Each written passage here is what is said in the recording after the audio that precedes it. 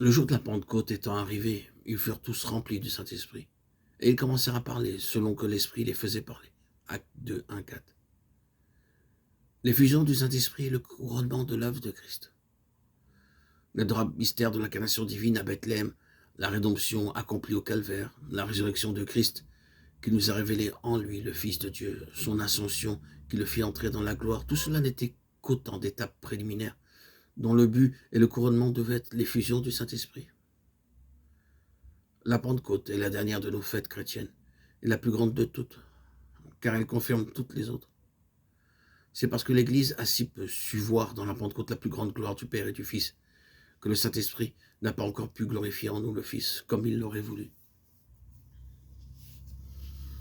Dieu avait fait l'homme à son image. Son but était qu'il lui ressemblât, qu'il devint semblable à lui. L'homme devait être un temple où Dieu put habiter, il devait devenir la demeure permanente de Dieu. Le Dieu saint voulait s'allier l'homme de la manière la plus intime en faisant habiter en lui son amour. Le temple de Jérusalem était une très faible image de ce que devint plus tard une vivante réalité en Jésus de Nazareth.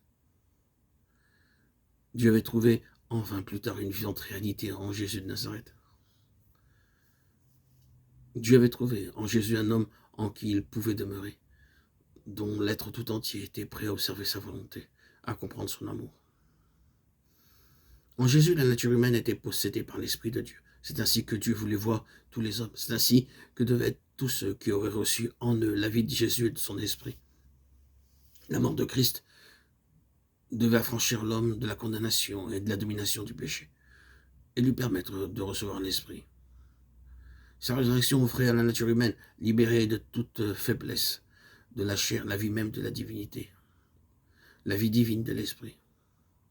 Son ascension qui le faisait entrer comme homme dans la gloire de Dieu devait faire jouir la nature humaine d'une communion parfaite avec Dieu, dans sa gloire par l'unité de l'Esprit. Malgré tout cela, l'œuvre de l'Esprit n'était pas complète. Quelque chose manquait encore. La chose essentielle pour nous. Comment le Père pouvait-il habiter en l'homme ici-bas comme il habitait en Christ? C'est à cette importante question que répond la Pentecôte. Le Saint-Esprit, issu de l'essence même de la divinité, est envoyé sur la terre avec un caractère nouveau, avec une puissance nouvelle, que jamais encore il n'avait revêtu. Lors de la création, Dieu l'avait envoyé comme esprit de vie.